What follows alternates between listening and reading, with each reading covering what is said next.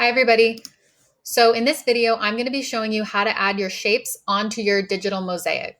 So before you start, you're going to want to make sure that you have your open Google Drawing, your black background or whatever other solid color you've selected, your image, and we'll be ready to get started. So the very first thing you're going to want to do is locate the line tool. If you go up to the left-hand corner, you're going to see something that kind of looks like a Q-tip. It's a line with two little dots on the end. Click on the drop-down arrow, and it's going to give you a menu. Go almost all the way to the bottom and click on Polyline. This is going to be the tool you use to create your own shapes. And so you'll notice that the little arrow that we were using before has turned into a plus sign. You can see it moving around on the screen. This means that it's ready to start anchoring your points for your shape. And if you remember, shapes are two-dimensional, meaning that they have height and width, but no depth. So we're going to start making our shapes. So I'm going to start over here on this side, and you want to pick areas that are the same color. So for example, I wouldn't make a shape that crosses over from the light area to the dark area. We want to make sure that we're sticking to the regular, to the one area where we're trying to add that color. So I'm going to make a shape right here. So I've anchored it down by clicking, and you can see that it's all stretchy now. I'm going to anchor the next point.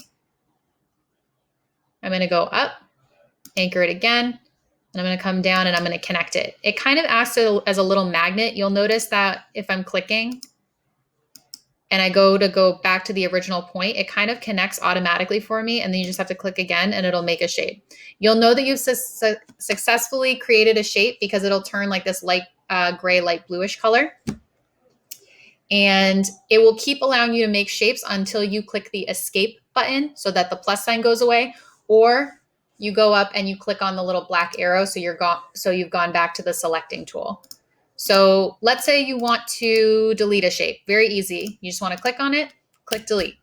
You made a mistake, bring it back. Maybe you want to make it a little bit bigger. You can use these little brackets on the sides. Click on it and just stretch it. You can change the shape a little bit. And one thing I want you guys to look out for, and it's a very easy fix. If you want to go back and start making shapes again, same thing, polyline.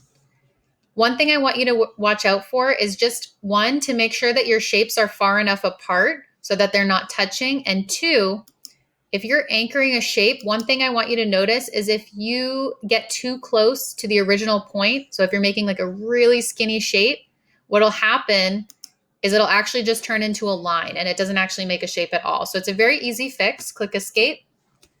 It'll select it. You can delete it. Okay? So just make sure that when you're making your shapes, you're putting the points far enough away that they're not magnetizing themselves into a line. And it's a little bit of trial and error and just playing around with it till you get the hang of it. I'm still getting the hang of it. But if you have any questions or you need any help, don't hesitate to reach out and watch my next video for how to add color.